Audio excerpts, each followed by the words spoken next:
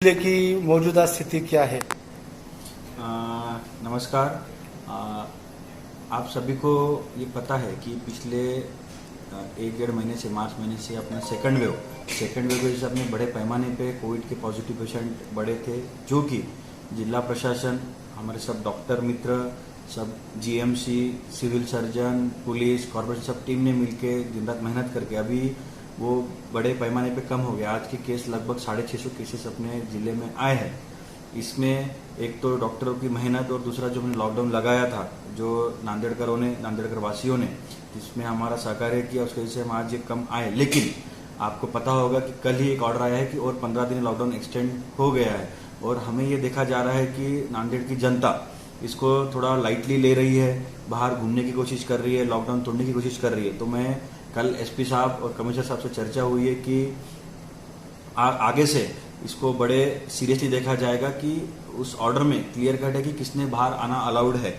Doctors, medical इसी के लिए अलाउड है। किराना की दुकान भी 11 बजे के बाद बंद है, इसलिए दिन भर बाहर आने का कोई भी रीजन नागरिकों के पास नहीं है। बट ऐसा पाया गया है कि कुछ एरियाज में अननेसेसरी लोग घूम रहे मेडिकल के नाम पे। तो मैं यही सबसे विनती करता हूँ कि जो मेहनत प्रशासन और हमारे लोगों ने की है वो व्यर्थ ना जाए। फिर से अगर केसेस बढ़ने लगे तो और मुश्किल होगी। अभी बड़े मुश्किल से हमने इसको कंट्रोल किया है। तो मेरी यही विनती रहेगी लोगों की, घर पे रहिए, अननेसेसरी हमको एक्शन लेने के लिए मत लगाइए, क्योंकि एक बार फिर एक्शन लिए तो आप लोग ही हमको बोलते हो कि प्रशासन ज़्यादा कठोर कार्रवाई कर रही है। तो ये दोनों की जवाबदारी है, प्रशासन की भी है और नागरिकों भी है कि एक रिस्पॉन्सिबल सिटीजनरी नाम की कोई चीज़ होती है, हम पॉलिटी में पढ़ते हैं, तो वो सब लोगों ने दिखाना चाहिए। अपने घरों में रहिए, क्योंकि आप देख रहे हैं कि पिछले 2 महीने में लगभग 500-600 डेथ, रोज के 25-30 डेथ हो रहे हैं और उसमें मैक्सिमम 60 साल के ऊपर के ही लोग हैं।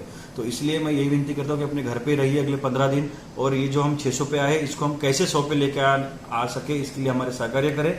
इसलिए मैं फिर से एक बार विनती भी करता हूँ और आपको सबको वार्निंग भी देता हूँ कि अपने घर पे रह के लॉकडाउन को स्ट्रिक्टली फॉलो कीजिए। सर, इस लॉकडाउन में भी क्या यातायात शुरू रहेगी? बस, रेलवे, ऑटो, 2 व्हीलर, 4 व्हीलर, और सबसे बड़ी बात वो जिलाबंदी क्यों नहीं की जा रही है? नहीं, ये जो लॉकडाउन है इसके जो पिछले 15 दिन का लॉकडाउन था वही स्वरूप इसका रहेगा। इसमें कुछ भी चेंज नहीं किया गया, इसको सिर्फ एक्सटेंड किया गया है। और ये जिला बंदी, इसको संचार बंदी ही हम करते हैं। इसमें से हमने एसेंशियल कोई खुला रखा है, बाकी सब बंद है। और इसमें जो नियमों का उल्लंघन करता है उस पर पनिशमेंट की तरतूब भी रखी गई है। पिछले आपको बता दूं, मैं पिछले 15 दिन में कॉर्पोरेशन ने लगभग 9 लाख रुपए वसूल किए फाइन करके।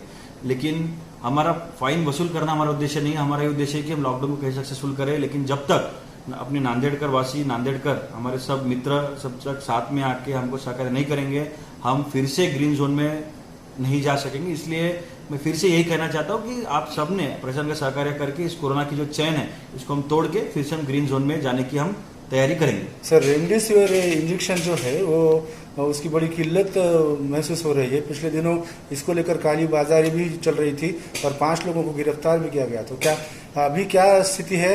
और निजी अस्पतालों से हो या किसी भी अस्पताल से मांग 65 इंजेक्शन की है और सप्लाई 2 इंजेक्शन का हो रहा है, क्यों? नहीं, एक बात मैं बोलना चाहता हूँ कि अपना जो स्टेट टास्क फोर्स है, जो सब बड़े डॉक्टर्स है जो इस टीम, रिसर्च टीम में, उनका कहना है कि रेमडेसिविर देने से जान बचती है, ऐसा बिल्कुल नहीं है।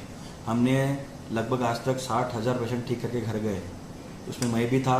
हमने भी कभी रेमडेसिविर नहीं लिया और हमने ये देखा है कि रेमडेसिविर हाँ ड्रग है, दे सकते हैं, लेकिन अगर वो नहीं दिया तो पेशेंट की देहांत होता है और दिए तो ही बचता है, ऐसा नहीं। आपने देखा होगा कि हमारा जो भी कोविड जंबो सेंटर है वहाँ पे लगभग अभी तक 30-40 पेशेंट डिस्चार्ज कर चुके हैं, एक भी पेशेंट को हमने रेमडेसिविर नहीं दिया है। तो शासन ने ही इसके पहले ही कहा था कि रेमडेसिविर एक प्रभावी रूप से इस बीमारी के लिए काम में आने वाली इंजेक्शन है। इवॉल्विंग रिसर्च है, रिसर्च में हर रोज नई चीजें आती है। आज का करंट पोजीशन ये है कि अगर रेमडेसिविर दिया गया तो ठीक है, नहीं दिया गया तो भी उतना फर्क नहीं पड़ता है। दूसरी बात, अभी कुछ दिनों से रेमडेसिविर का जो तुतौड़ा था वो अभी कम हो गया है। अभी अच्छे पैमाने पे हमको लगभग 800-900 रेमडेसिविर के वायल रोज आ रहे हैं और हम जो एडिशनल कलेक्टर की हमने टीम बनाए है और हम प्रॉपर तरीके से हम, जिसकी वजह से कालाबाजारी बिल्कुल नहीं होगी नांदेड़ में। पहले कोशिश हुई थी, हमने पकड़ के उन पर एफआईआर भी लॉन्च किया हुआ है। तो ये जो कमिटी है, ये कौन से दवाखाने में कितने पेशेंट और किसको जरूरत है उसको हम सब बराबर इनपुट लेके हम उनको सप्लाई कर रहे हैं। आपने भी देखा होगा कि पिछले 7-8 दिन से रेमडेसिविर का पैनिक जो था पहले वो नहीं है, क्योंकि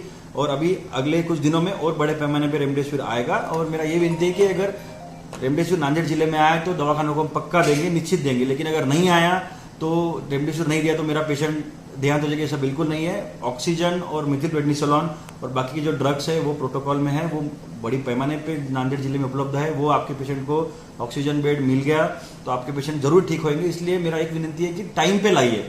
अभी हो क्या रहा है, लेट लेके आते हैं और फिर रेमडेसिविर मांगते हैं पेशेंट। तो मेरा यही विनती है कि जब पेशेंट का SpO2 95-94 है तब लेके आइए। लोग हमारे जब अब मैंने हम कुछ केस ऐसे देखे हैं कि जब पेशेंट आता है तो उसका SpO2 40 तक है, तो उस केस में तो भगवान भी नहीं बचा सकता, हम तो सिर्फ डॉक्टर है, हमारे डॉक्टर। तो मेरी यही विनती है कि थोड़ा भी कुछ तकलीफ है तो जल्द से जल्द अस्पताल में लेके आए। हम आपको ऑक्सीजन और स्टीरॉइड्स और बाकी की जो मेडिसिन है प्रॉपर वो देके आपको निश्चित ठीक करके ही घर भेजेंगे।